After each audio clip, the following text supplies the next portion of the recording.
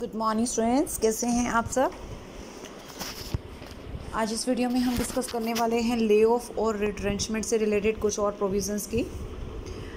सबसे पहले मैं जाऊंगी इस टॉपिक पर जो है right of workman laid off for compensation. मतलब क्या है, जिस वर्कर को ले ऑफ किया जा रहा है उसका क्या राइट है कॉम्पनसेशन पर और किस तरीके से उसे वो कॉम्पनसेशन दिया जाएगा।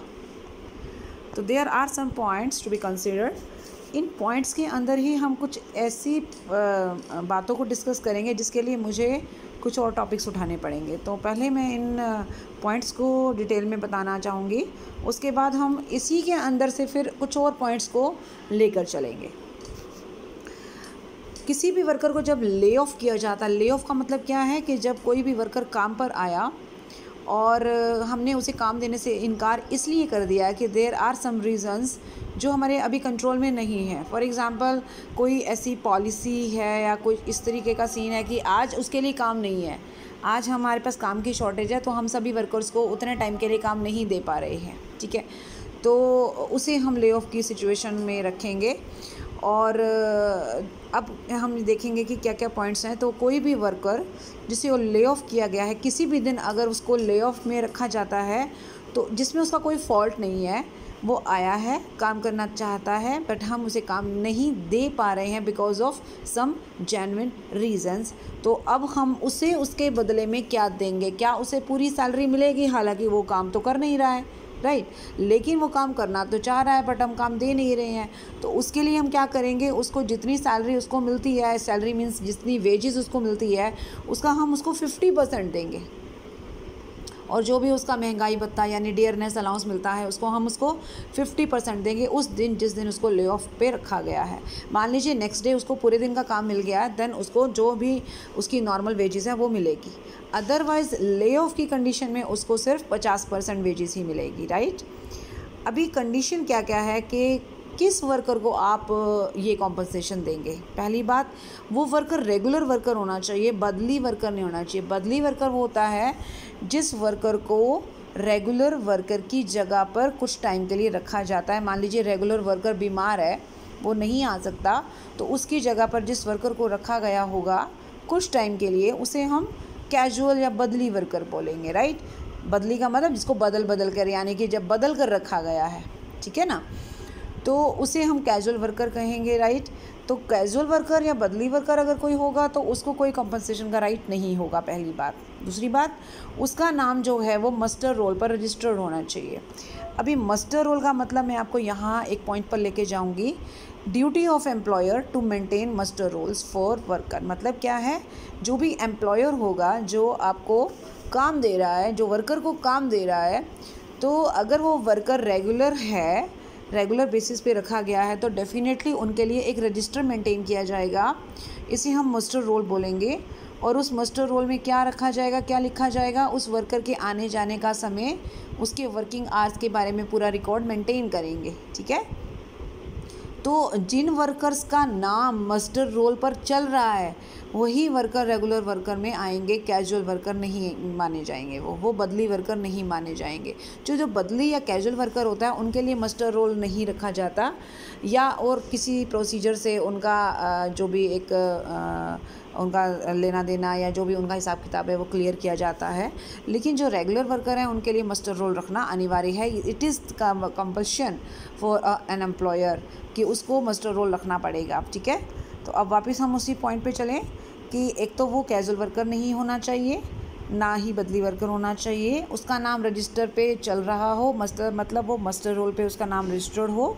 फिर उसके बाद तीसरी कंडीशन क्या कहता है कि उसने 1 साल पूरा कर लिया हो अपनी कॉन्टिन्यूस सर्विस का। अभी यहाँ कॉन्टिन्यूस सर्विस का मतलब क्या है, अब इस पॉइंट के लिए मैं वापस आपको ये वाले मेन पॉइंट पे ले जाना चाहूँगी। मैंने आपको पहले ही बताया था कि जब हम वो कंडीशन डिस्कस करेंगे तो वहाँ पर से कुछ पॉइंट निकल कर आएंगे जिनके बारे में आपको डिटेल दिखाने के लिए, समझाने के लिए मुझे किसी और पॉइंट का या किसी और टॉपिक पर जाना होगा। तो अभी हम कॉन्टिन्यूस सर्विस का मतलब पहले समझेंगे, तभी हम उस पॉइंट को आगे लेकर चलेंगे।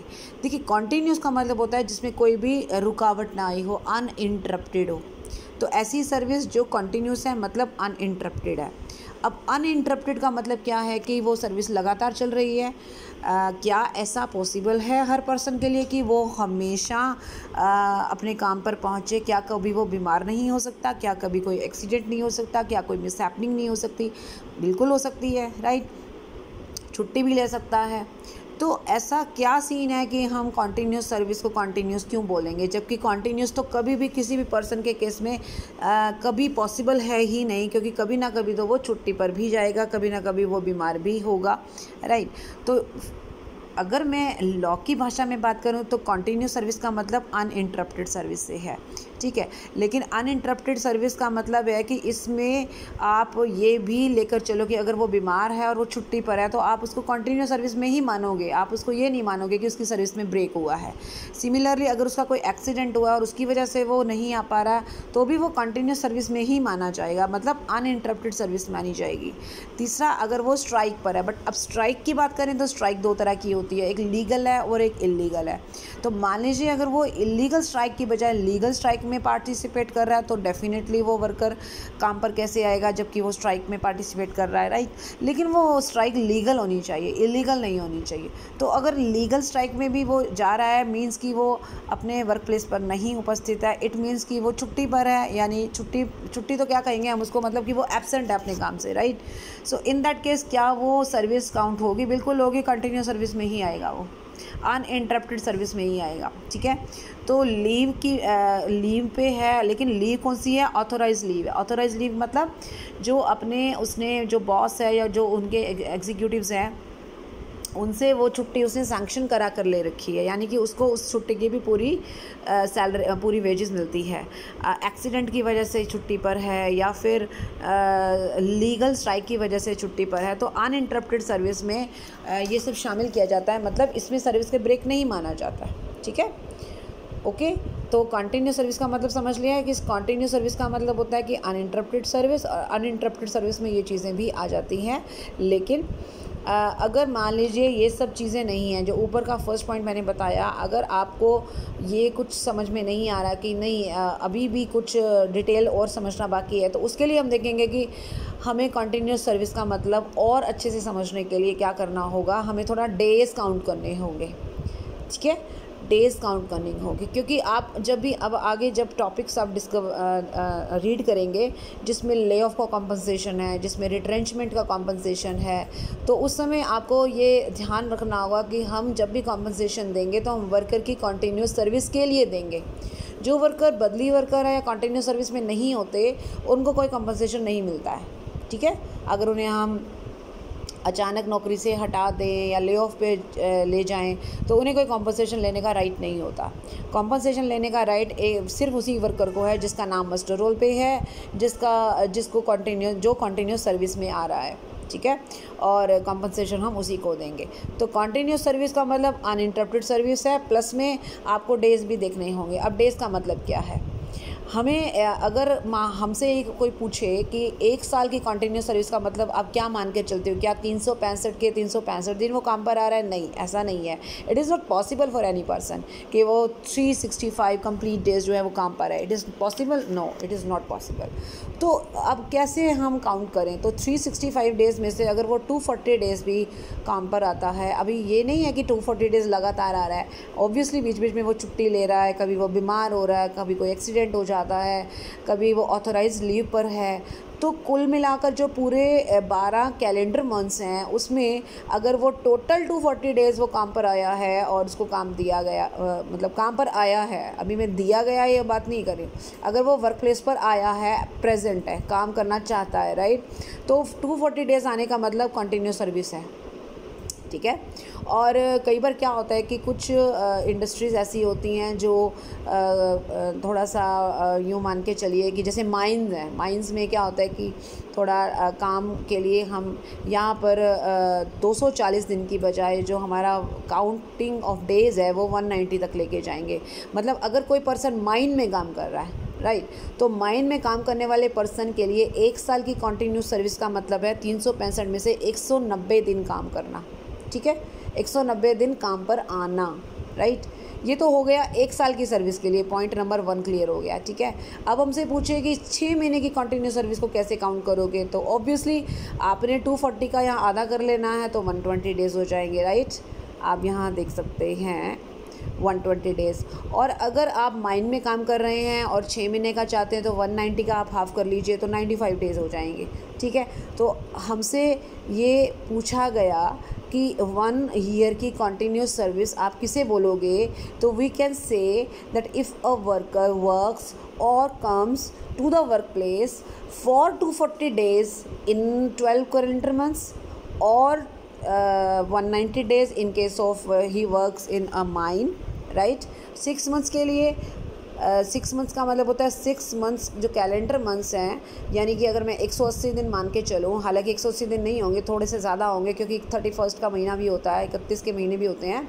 तो मान लीजिए अगर मैं 180 भी मान के चलूँ तो 180 में से आपका 120 दिन जो है वो काम पर आना ज़रूरी है। और माइंस के केस में 190 का आधा कर लीजिए आप, ठीक है। ये कंटिन्यूस सर्विस का मतलब यहाँ तक हम समझ में आ गया। अभी वर्किंग डेज जैसे हम बात करें ना 240, अब ये 240 का मतलब क्या है, 240 का मतलब 240 working days, 190 working days, 95 working days, right. तो वर्किंग डेज़ में क्या क्या शामिल है, ऑब्वियसली जो आपकी ऑथोराइज्ड लीव है वो भी इसमें शामिल होंगी। तो वो सारे दिन जब वर्कर काम पर आया है लेकिन काम मिला है या नहीं मिला वो उसकी प्रॉब्लम नहीं है, वो एम्प्लॉयर की प्रॉब्लम है। मतलब वो काम पर आना चाहिए, ठीक है, वो काम करने के लायक होना चाहिए, वो काम करने की इच्छा लेकर आना चाहिए। दूसरी बात जो है सेकंड पॉइंट इज़ कि उन सभी दिनों में वो छुट्टियां भी शामिल होंगी विद फुल वेजेस। अगर उसको अर्न लीव मिली हुई है, अर्न लीव होती है कि जिसमें अगर आप छुट्टी भी लेते हैं, देखो 2 तरह की लीव होती है, कैजुअल लीव होती है, एक अर्न लीव होती है। आपको अगर कोई भी लीव मिली हुई है बट विद फुल वेजेस है, मतलब अगर आप छुट्टी भी लेते हो तो आपको वेजेस पूरी मिलती है, तो इसका मतलब होता है कि ऑब्वियसली वो ऑथोराइज होगी तभी आपको मिली है। तो हर वो दिन जिसमें आप छुट्टी पर तो हैं लेकिन आपको वेजेस पूरी मिल रही है वो भी इस 240 या 190 में काउंटिंग में आएंगे। तीसरी बात, वो सारे दिन जिसमें आप एब्सेंट थे, क्यों, क्योंकि आपको कोई प्रॉब्लम थी, एक्सीडेंट हुआ या आप बीमार थे, ठीक है। ओके। फोर्थ में आ रहा है अगर फीमेल वर्कर हैं तो मैटरनिटी लीव अगर वो लेती हैं, लेकिन मैटरनिटी लीव उनकी 12 हफ्ते से ज़्यादा की नहीं होनी चाहिए। 12 वीक्स तक की मैटरनिटी लीव भी इन 240 डेज़ में काउंट होगी। 240 में होगी या 120 में होगी वो आपको देखना है, जैसी सिचुएशन होगी। तो अगर मैं अब इसको ध्यान से फिर से बताना चाहूँ, आई थिंक आपको मेरी सारी बातें समझ में आ गई होंगी कि कॉन्टीन्यूस सर्विस का मतलब क्या है। एक वर्कर के लिए कॉन्टीन्यूस सर्विस का मतलब होता है, अगर 1 साल की कॉन्टीन्यूस सर्विस हम कह रहे हैं तो 240 डेज़, 240 वर्किंग डेज़। अगर आप 6 महीने की कह रहे हैं तो 120 वर्किंग डेज़। माइंस के केस में 1 साल में 190 डेज़, माइंस के केस में 6 मंथ्स की 95 डेज़। और कॉन्टीन्यूस सर्विस का मतलब अनइंटरप्टेड सर्विस में है, यानी एक्सीडेंट के केस में, सिकनेस के केस में, ऑथोराइज्ड लीव के केस में, मैटरनिटी लीव जो कि 12 हफ्तों से ज़्यादा की ना होनी चाहिए, वो सारे डेज़ भी इसके अंदर शामिल कर सकते हैं। तो ये पॉइंट क्लियर हो गया। वापस आ जाएं हम अपने मेन पॉइंट पर, जहां हम बात कर रहे थे, पॉइंट नंबर 3 पे थे, he has completed 1 year of continuous service, ठीक है। अब आ जाते हैं, इसका मतलब अभी क्या हुआ, ले ऑफ के केस में अगर आप कॉम्पनसेशन लेना चाहते हो तो एक कंडीशन क्या है, आपका नाम मस्टर रोल पे हो, दूसरा आप बदली वर्कर नहीं होने चाहिए, तीसरा आपने कम से कम 1 साल की कंटिन्यूस सर्विस उस इंडस्ट्री में की हो, राइट। चौथा पॉइंट पे आ जाते हैं, there have not been more than 45 ladies. याद रखिए, किसी भी वर्कर को अगर 45 दिन तक आप ले ऑफ रखते हो कोई प्रॉब्लम नहीं है, कंपनसेशन उसको ले ऑफ का मिल जाएगा। 45 डेज से ऊपर जाते ही वो वर्कर रिट्रेंचमेंट की श्रेणी में आ जाएगा, फिर उसको ले ऑफ का कंपनसेशन नहीं मिलेगा। हाँ, अगर कोई इस तरीके का एग्रीमेंट है तो एक अलग चीज़ है, ठीक है।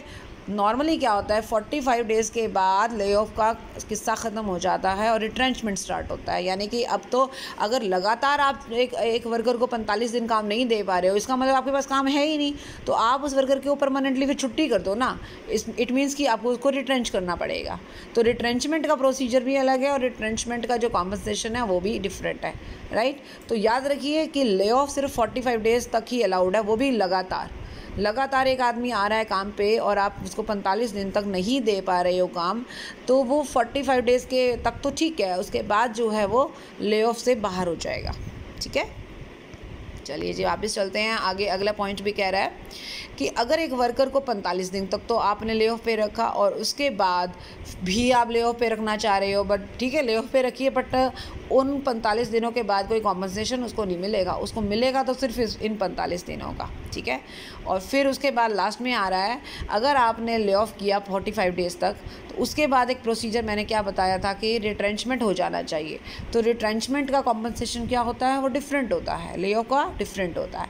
अच्छा, ले ऑफ में मैंने क्या बताया था कि 50% आपको वेजेस और डियरनेस अलाउंस मिलेगा, मतलब महंगाई भत्ता मिलेगा। लेकिन अगर आप रिट्रेंच होते हो तो रिट्रेंच में क्या होता है, रिट्रेंच का मतलब परमानेंटली नौकरी से हटा देना। क्यों? क्योंकि कोई अब हमारे पास काम ही नहीं है तो हम उसको कब तक लटकाते रहेंगे, राइट।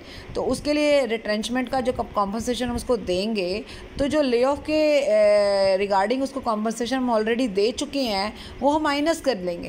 कहने का मतलब ये है कि मान लीजिए एक वर्कर ले ऑफ पे है, 45 डेज़ हो गए हैं, अब तक उसको हम 10,000 कॉम्पनसेशन दे चुके हैं ले ऑफ की वजह से। ठीक है, अब 46वां दिन आ गया, अब आज भी काम नहीं है हमारे पास। नाउ अब आपको कोई भी कॉम्पनसेशन नहीं देना है, क्योंकि कॉम्पनसेशन का कोई राइट उसका बनता नहीं है। रिट्रेंच करेंगे आप, रिट्रेंचमेंट में मान लीजिए उसका कॉम्पनसेशन बना है 30,000 रुपये, 30,000, तो आप 30,000 में से वो 10,000 माइनस करेंगे, क्योंकि 10,000 तो पहले ही दे चुके हो ना, यानी अब आपको 20,000 और देने हैं, राइट। समझ में आ गया मेरी बात। तो वापस चलेंगे एक बार फिर से। क्या था, एक तो ले ऑफ करने के समय जो कॉम्पनसेशन दिया जाता है उसकी कंडीशन, और उसमें 2 पॉइंट आए थे, एक तो कंटिन्यूस सर्विस का पॉइंट आया था, एक मस्टर रोल का पॉइंट आया था। ठीक है, ये पॉइंट क्लियर हो गया हमारा। तो इस पेज पे हमारे 2 टॉपिक थे, दोनों हमारे क्लियर हो चुके हैं। अगला जो टॉपिक है that is workman not entitle to compensation in certain cases. अभी कुछ टाइम तो हम देखेंगे कि 45 डेज़ तक तो हमारे पास है ना टाइम, हम ले ऑफ पे रख सकते हैं एंड कॉम्पनसेशन उसको दे सकते हैं। पर कई बार ऐसा होता है कि ठीक है, जो इस काम के लिए उसको हमने रखा था वो काम हमारे पास नहीं है, लेकिन हमारे पास दूसरी ब्रांच में उसके लिए काम है। हम उसको same wages, same condition, same ही सब कुछ दे रहे हैं, एम्प्लॉयर भी सेम है, एम्प्लॉयर भी सेम है, टाउन भी सेम है, विलेज यानी कि जहाँ जिस जगह वो काम कर रहा था वो भी सेम है। और अगर थोड़ा बहुत एक जगह से दूसरी जगह उसको भेजना भी पड़ा तो कम से कम 5 मील के एरिया में ही है, यानी कि बहुत ज़्यादा दूर नहीं भेज रहे हैं हम उसको दूसरा काम दे रहे हैं, ऑल्टरनेट काम दे रहे हैं। पर वो कह रहा है कि नहीं, मुझे तो सेम काम चाहिए, मतलब मुझे तो सेम ही, यानी जो पहले वाला आप मेरे से काम करा रहे थे मुझे वही चाहिए। तो ऐसा नहीं हो पा रहा। अब हम उसे क्या कर रहे हैं, हम उसको अल्टरनेट काम दे रहे हैं और उसकी वर्किंग कंडीशन में कोई चेंज नहीं आ रहा है। उसको पहले वाले काम और इस काम में वैसे कोई फ़र्क नहीं है, सेम सब कुछ है, पर वो रिफ्यूज़ कर रहा है काम करने से। इसका मतलब तो अब आपके पास ऑप्शन यही रहे कि भाई अगर आपको काम करना है तो आपको ये करना पड़ेगा, अदरवाइज़ आपको हम ले ऑफ पे बार बार नहीं रखेंगे और हम आपको हटा देंगे। अभी वहाँ देखो क्या होता है कि अगर एक वर्कर को आपने उसका वाला काम नहीं दिया, बट हम आप उसको दूसरा काम दे रहे हैं, लेकिन उसमें उसको कोई परेशानी नहीं हो रही है, हाँ वो काम करना नहीं चाह रहा वो वाला, तो इसमें आपका कोई फॉल्ट नहीं है, यानी एम्प्लॉयर का कोई फॉल्ट नहीं है। और अगर अब वो कहता है कि मुझे ले ऑफ पे रखा है तो आप मुझे जो है कॉम्पनसेशन दीजिए, तो ऐसा नहीं होगा। ले ऑफ पे कॉम्पनसेशन सिर्फ उसी पर्सन को दिया जाता है जिसको या तो सेम काम नहीं मिल रहा या कोई भी काम हम उसको नहीं दे रहे, राइट। अगर हम उसको बिल्कुल ही काम नहीं दे रहे तब तो हमारे समझ में आ रहा है कि हमें ले ऑफ पे रखा है और हमें कॉम्पनसेशन देना पड़ेगा, कम से कम 45 डेज़ तक अगर ले ऑफ पे रखते हो तो देना पड़ेगा, ठीक है। लेकिन अगर आप उसको ऑल्टरनेट काम दे रहे हो सेम कंडीशन में, सेम वेजेस पे, but he is refusing, then there is no fault of employer, in that case no compensation for such lay off, right, क्योंकि ले ऑफ तो है ही नहीं ना, काम तो आप उसको दे ही रहे हो, ठीक है। दूसरी बात क्या कहता है, अगर आप वो पर्सन जो है काम पर आया ही नहीं है, जब कोई वर्कर काम पर आया ही नहीं है तब आप उसको काम कैसे देंगे। ले ऑफ की कंडीशन क्या बताई हमने कि उसको विलिंगली उसकी इंटेंशन काम करने की होनी चाहिए, राइट। अगर उसकी इंटेंशन काम करने की है ही नहीं और वो ले ऑफ का कॉम्पनसेशन मांग रहा है तो ऐसे तो पॉसिबल नहीं होगा, राइट। इसका मतलब दूसरी बात क्या है, हम उसको काम देना चाह रहे हैं बट वो काम लेने के लिए आ ही नहीं रहा है, इसका मतलब ले ऑफ पे कैसे माना जाएगा, तो उसका कॉम्पनसेशन का कोई राइट नहीं बनता है। तीसरी बात, अगर उसका ले ऑफ इस वजह से है कि वो किसी इलीगल स्ट्राइक में पार्टिसिपेट कर रहा है, तब भी उसका कोई कॉम्पनसेशन नहीं बनता। ठीक है, तो ये सारी बातें क्लियर हो गई कि अगर वो सेम काम करने से मना कर रहा है, या फिर वो स्ट्राइक की वजह से काम पर नहीं आ रहा है जो कि इलीगल है, या फिर वो काम पर आ ही नहीं रहा है, तो ले ऑफ कैसे माना जाएगा, नहीं माना जाएगा। So he has no right to get any kind of compensation from his employer. ठीक है, तो ये बात आपको क्लियर हो गई। यहाँ तक तो हमने आज मतलब टॉपिक तो हमारा एक ही था ले ऑफ का, लेकिन उसमें हमने कई सारी चीज़ें डिस्कस की कि कंटिन्यूस सर्विस का मतलब क्या है, ले ऑफ के समय कंपनसेशन का क्या सीन है, मस्टर रोल के बारे में हमने बात की, और फिर हमने बात की कि किन परिस्थितियों में हम उसे कंपनसेशन देने से मना कर सकते हैं। ठीक है, तो आज इस वीडियो में हम इतना ही करेंगे। नेक्स्ट वीडियो में हम रिट्रेंचमेंट और प्लस में हम कुछ और टॉपिक्स लेंगे। Thank you so much, bye bye, take care.